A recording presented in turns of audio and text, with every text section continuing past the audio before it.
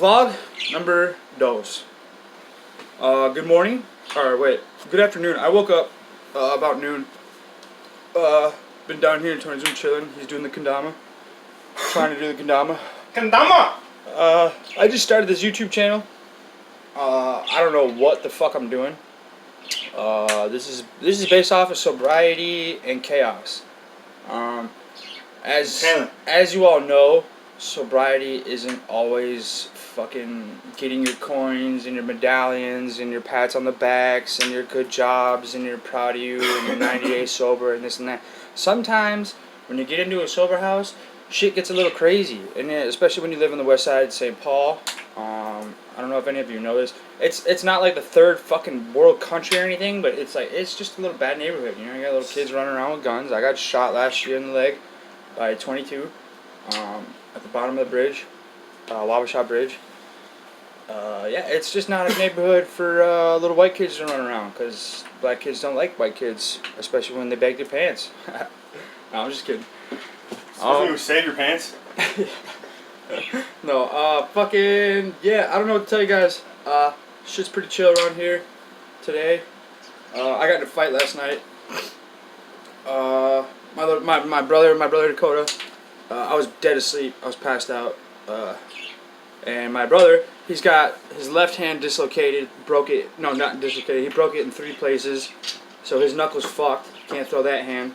And then he's got a dislocated shoulder from skateboarding. So this is the scrappy kid, and he can't fight. So he hates it. So he comes up to my room and he's like, "Hey man, this guy's trying to fight me." I'm like, "Bro, go to bed. Go the fuck to bed." I mean, he's been drinking a little bit, and you know. And he leaves my door cracked open a little bit, and I can see where he's going. And I make a decision based off of where he goes. If he goes in his room, that means he's going to bed, and I can just go back to sleep. But he doesn't go to his room. He goes right back downstairs.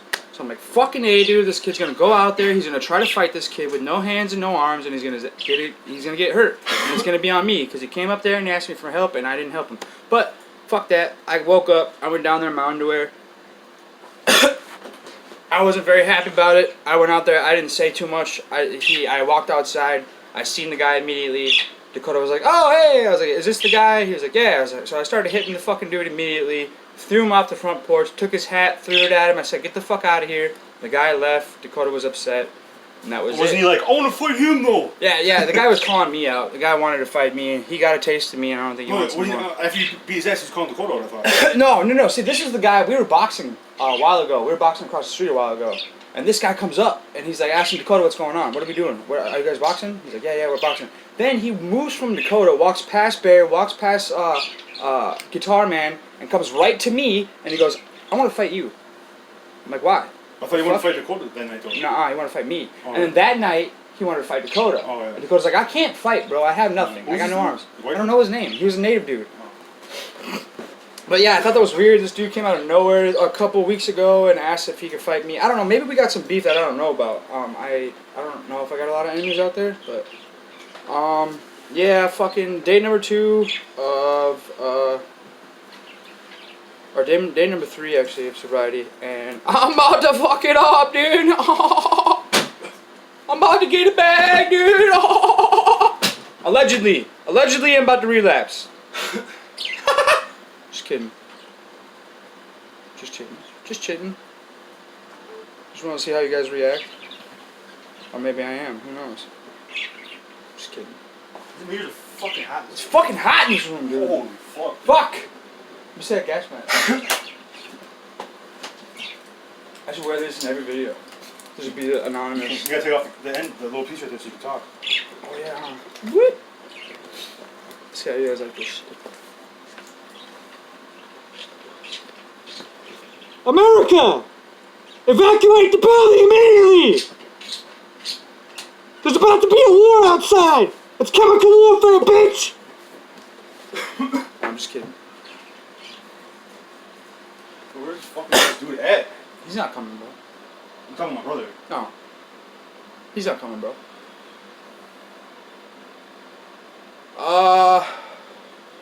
Yeah, there's no format, there's no topic to talk about. I'm just checking in. I stopped talking to my ex last night. We got into it again. Hold on a second.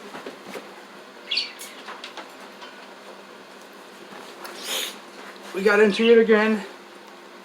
And, you know, like I said, we broke up and we tried this friends and benefits thing, and it just, there's too much love there still, and there's too much pain there still, and we don't know how to fucking deal with it. And we got into a fight again, and I blocked her, and we're just done talking. My name is Shane, Onan. I'm from Minnesota. I was born in North Minneapolis. I was raised mostly by my mother. Actually, 99% of my mom was my parent. I had a dad. I didn't like him. I didn't listen to him. He was the type of dad to tell me to put my hat on forward and stop acting like a nigger. And my mom wasn't about the racist shit. My mom was not. My mom taught us diversity and culture at a really young age. My dad was trying to teach me Asatru. For those of you who don't know, Asatru is it's a Nordic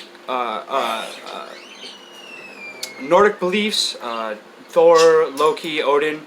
It's not comic book shit like how Stan Lee made it.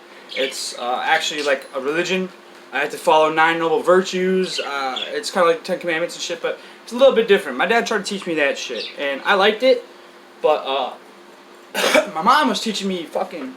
I was listening to Earth, Wind and Fire, B.B. King, Led Zeppelin. My mom was playing me a lot of, except for Led Zeppelin, of course. But my mom was playing me a lot of the '80s soul music, Michael Jackson. So I had that side from mom, the culture side, and I had that side from. I had the rock and roll, Led Zeppelin, Rolling Stones and shit. That was dad. And dad, whenever I would cry for too much, whenever I'd cry for too long as a baby, my dad would put me in the crib and blast Led Zeppelin. And still to this day, Led Zeppelin is probably like my favorite band of all time. Yeah, what are we getting at here? Oh, so yeah, I was raised by my mom. Started school at a really young age. Went to kindergarten at a really young age. They told me I had ADHD.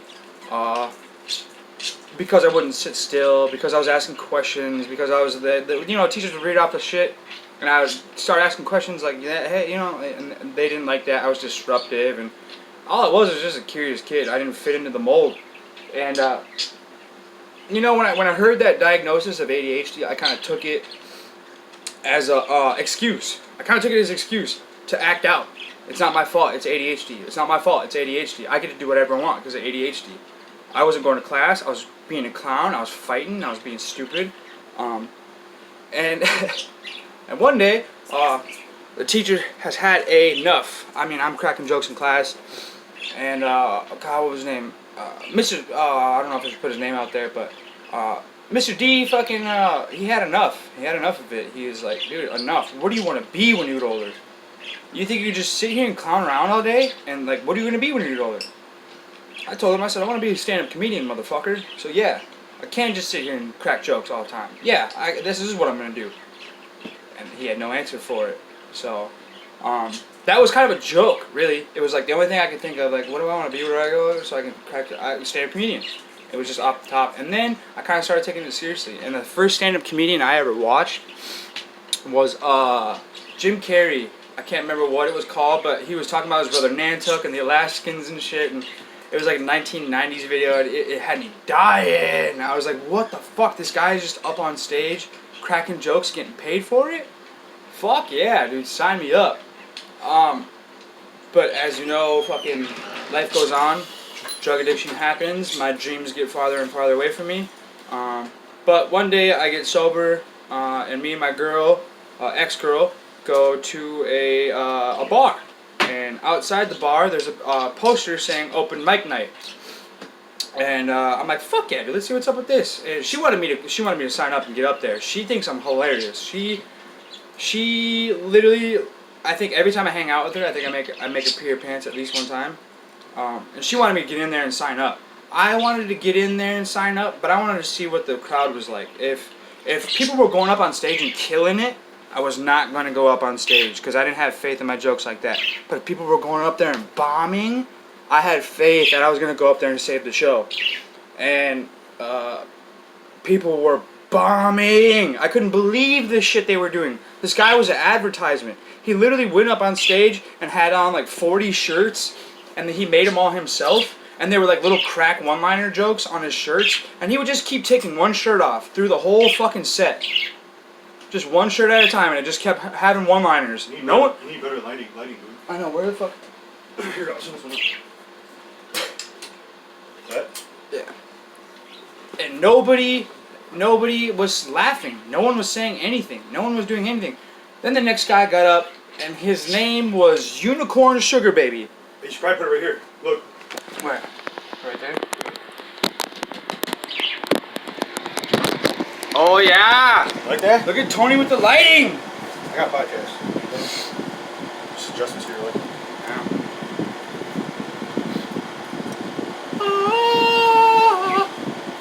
I think Aryan Elvis. So yeah, this guy's taking his shirts off, and they're just one-liner jokes, and no one's laughing, no one's saying shit. And finally, I said, "Fuck it." I got up, I wrote on a piece of paper my name, because the next guy that was coming up was Unicorn Sugar Baby. And this guy had a tie-dye, skin-tight fucking sweatshirt on, and he was just telling gay jokes. That's it. That's all he was doing. And I was like, fuck it, I've had enough, dude.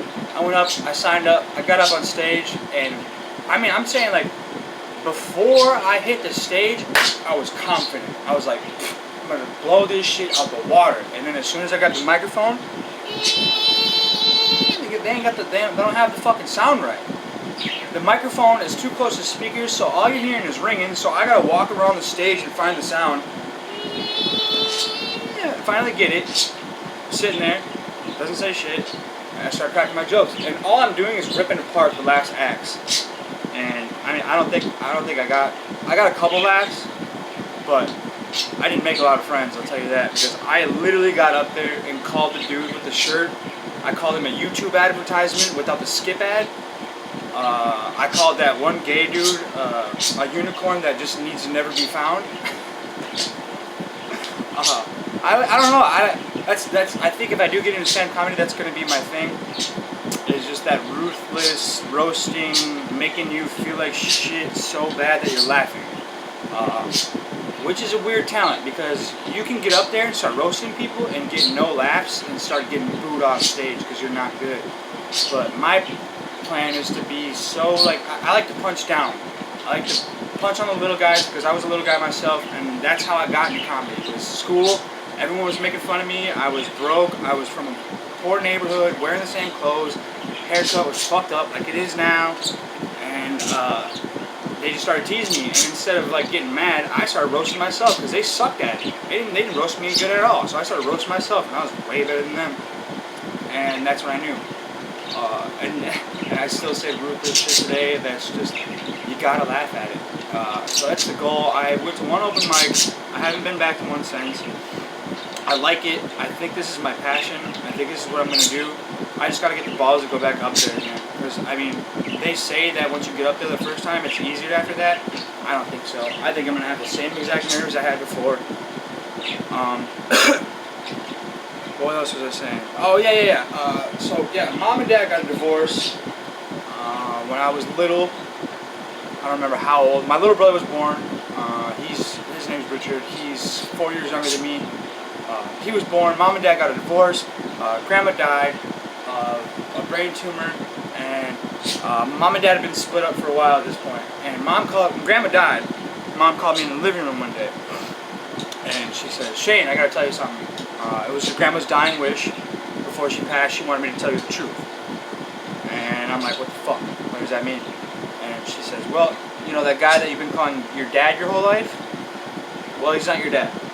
I don't know who your dad is. We're gonna have to find that out." Oh, okay. So I'm about 12 years old, and I just found out that the man I've been calling dad my whole life is not my fucking dad. So on top of that, I'm waiting for some type of a name that I can go to find out who my dad is. But my mom doesn't know who it is. So we have to do the cotton swab test. I gotta put the Q-tips in my mouth, and I gotta get the blood drawn and all that shit. And we found out my dad. All right, now listen, hold on, slow down here, pay attention.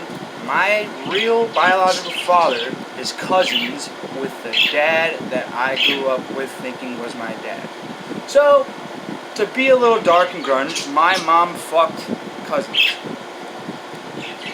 My little brother, he is the son of the man I called my dad my whole life.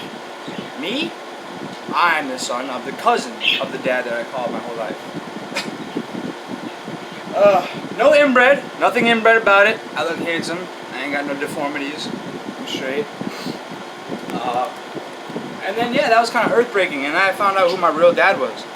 And I found out where I got all the jokes from.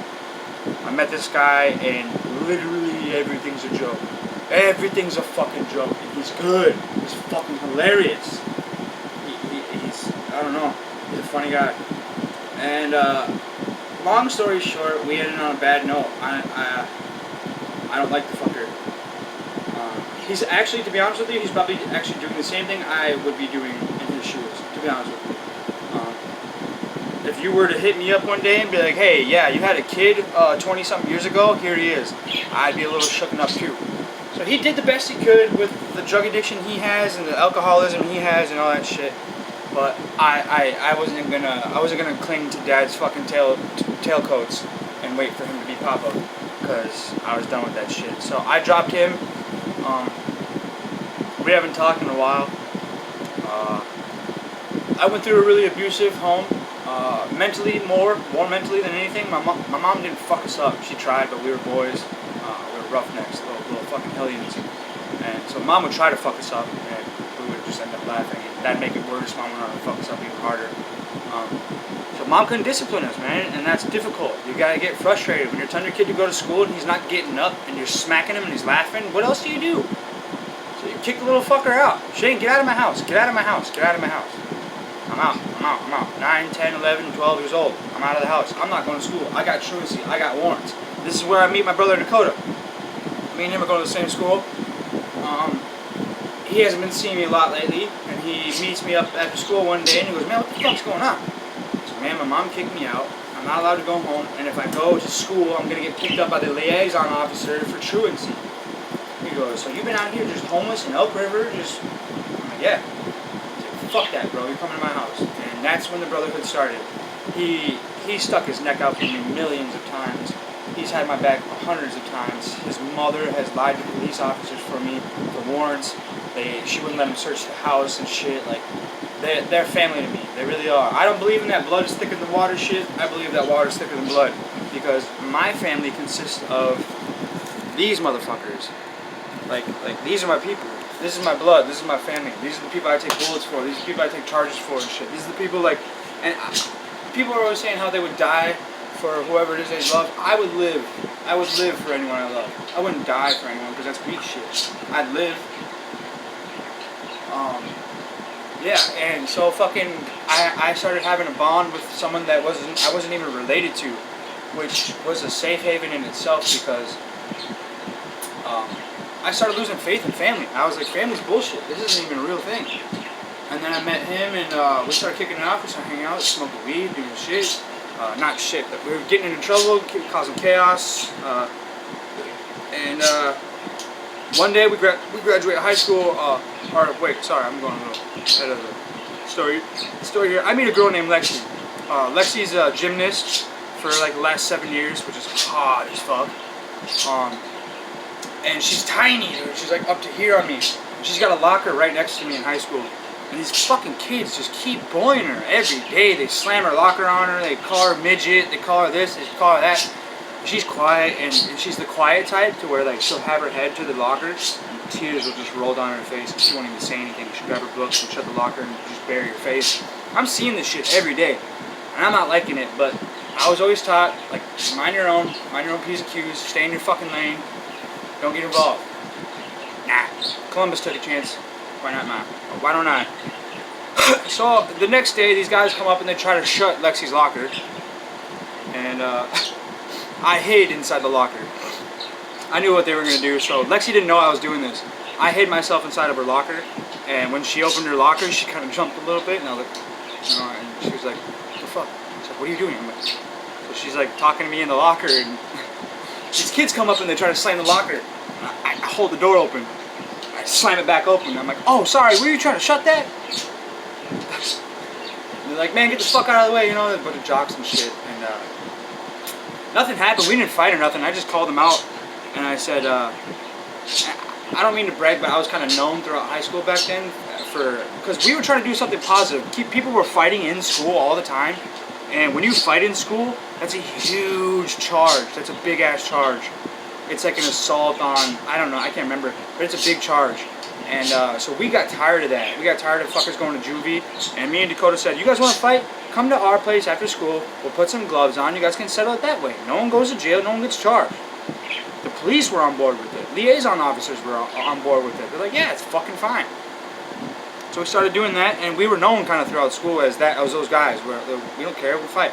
So these kids, they see me hold the door open when they try to shut Lex's locker, and they were getting ready to say some stupid shit, like, motherfucker, move! Like, right? And I was like, what? Excuse me? That was it. They were like, oh, okay. Alright, bye. We just kept walking. And Lexi was in love. She was in love. She's raised, I don't know how to say this. She was raised by, like, the whitest people you know. Mom was worked for the county. I mean, they didn't, I don't know, they're just really ignorant, really small planet for these guys. It was literally like country music and fucking fires and chopping wood, and I mean, they were just as white as you could be. And she has never seen anyone stand up to somebody like that before. So she fell in love. She's attached to my hip, and she's telling me this and that. I want to be with you, and I'm like, dude, look, it's like a movie. I'm telling her, I'm like, look, you don't want these problems. Of course, she takes that as a challenge, and she tries to get to me even harder and harder and harder. I'm like, dude, you don't want these fucking problems. I have a drug addiction. I'm violent. I have mental health problems. You don't want to date me. I'm not husband material. Well, one thing leads to another. We fuck. I get her pregnant, and I have Anaya K. Onan. And the day Anaya K. Onan was born, there's no feeling like that. There's no feeling like that. I was bursting in tears without getting punched in the face. That's what it was. It was like I fainted, I fell over, I felt like a bitch, I was crying. It was insane. Long story short, Lexi ends up realizing that Shane was telling the truth. He's not husband material. He's not a father. He's not this, he's not that. So Shane goes to jail for a first-degree burglary while his daughter is out there in the fucking world. And he ends up doing a bunch of jail time. Him as in me. And, no, not Angel, Lexi. And I end up doing some jail time. And my boys that I end up doing the crime with are getting out before me. I'm wondering, what the fuck? Jake tells me he paid bail. He paid bail. Alright, I believe you. I don't got nobody. I have never paid bail in my entire life. I've never had any money on my books once. I've never even had phone time. Ever. So, he paid bail, and he's my boy, so he slips a little note underneath my cell door saying, don't worry, bro, I'm going to sell my car, I'm going to post your bail. Alright. 9 months goes by. I'm in county. 9 fucking months goes by, I'm in county. I finally go to court. When I go to court, oh, sorry, let me step back a little bit. I'm in jail, and I'm telling people all these stories and shit, and you know, you got the jailhouse fucking judges and shit, and they're telling you this, that, and the other thing, and they're telling me that my boys are snitching on me. I'm like, fuck that, bro, there's no way. And they said, man, ask for your discovery. I didn't know what the fuck that was. This is my first time in jail. Ask for your discovery. I said, alright. I went up to the front desk and said, can I get my discovery, please? He said, yeah, it's going to take a little bit. They slide this thick-ass fucking packet underneath my door. A couple of days later, black and white. It's got my initials. It's got his initials. It's got the other accomplice's initials. And fucking A, bro, they were snitching. They were snitching. And man, I was plotting revenge. I was in the joint, not in the joint. I was in jail at that time, plotting revenge. I went to court. If I didn't plead out, if I didn't take the plea bargain, I was gonna have to go in the courtroom and look at my accomplices and have them point at me and say I did it. Okay, that's an open shut case. I have no way of beating that case. So I took the plea. 10 years probation, 2 years in the pen, and that's it. Out of those 2 years in the pen, I did a year and a half, something like that. Yeah, I don't remember. And it was St. Cloud. If any of you are used to have heard of St. Cloud, you're supposed to go to St. Cloud as an intake. When you go to St. Cloud, you go there, you wait for your, they call it a red box. When you get your red box, that means you go to another prison. You're just in St. Cloud waiting to get put into another prison. Not me. I did my whole fucking time in St. Cloud. What this means is 23 hours you're in your cell. 1 hour you get to shower. That's fucking it. Year and a half. Small cell. Smaller than this room. Yeah. 23 and 1. Yeah. Fuck that. But to be honest with you, it saved my life. It really fucking did. I called it purgatory. Because when I was out before prison, I was in hell. I was shoving needles in my arm. I was getting fucked up. I was a piece of shit. I was 120 pounds. I was fucked up on meth. And I was done. I was dead. I was just done. And when I went to prison, I remember looking at a light switch and being obsessed with it. Because I've been homeless for so long. I haven't seen a light switch in I don't know how long. So I go in this prison cell, and I'm like, fuck, it's kind of dark in here. I find a light switch. I fucking hit that light switch on and off, on and off, on and off, all fucking night, dude. I was obsessed with it. I haven't seen a light switch in so long. I never knew I'd miss something so much. Year and a half goes by, I get released. I got released into a treatment. They take you from prison, they put you in the cop car with your prison clothes and all your other merchandise and $100. They give you $100 out the gate.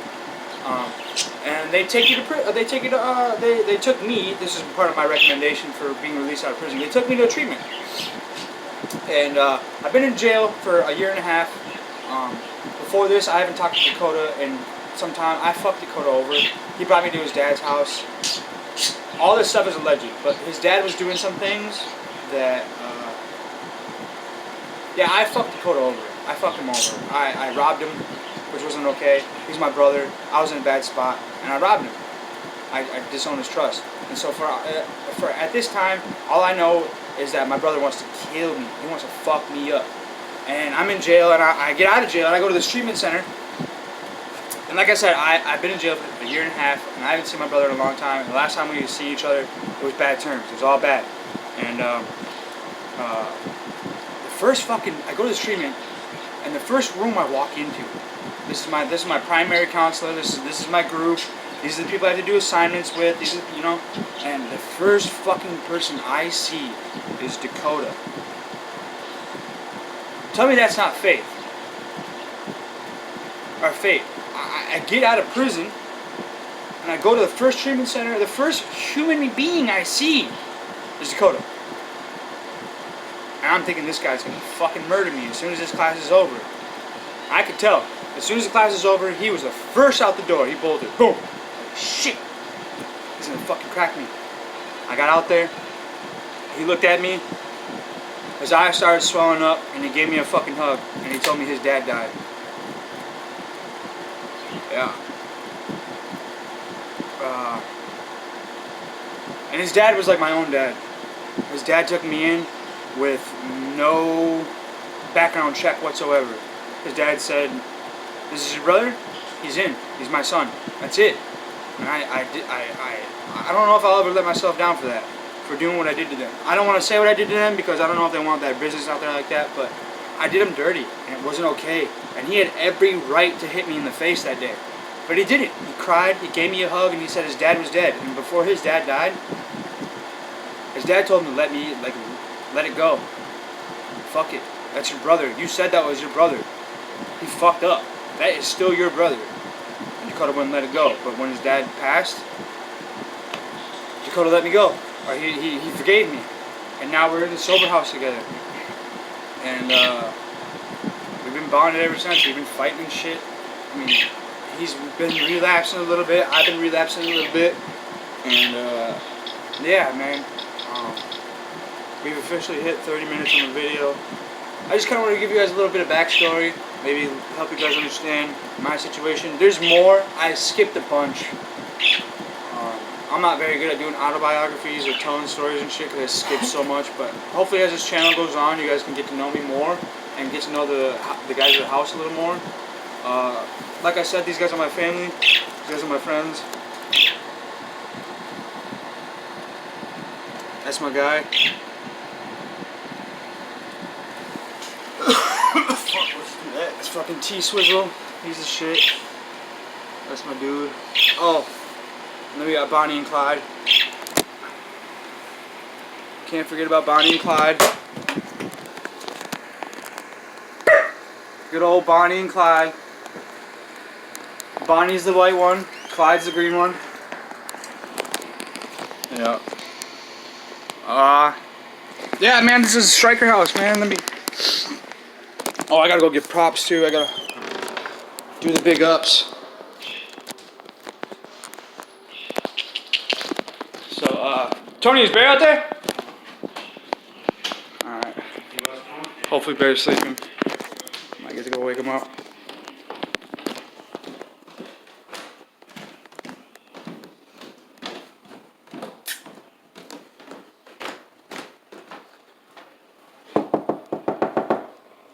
Bear! Open up! Shane!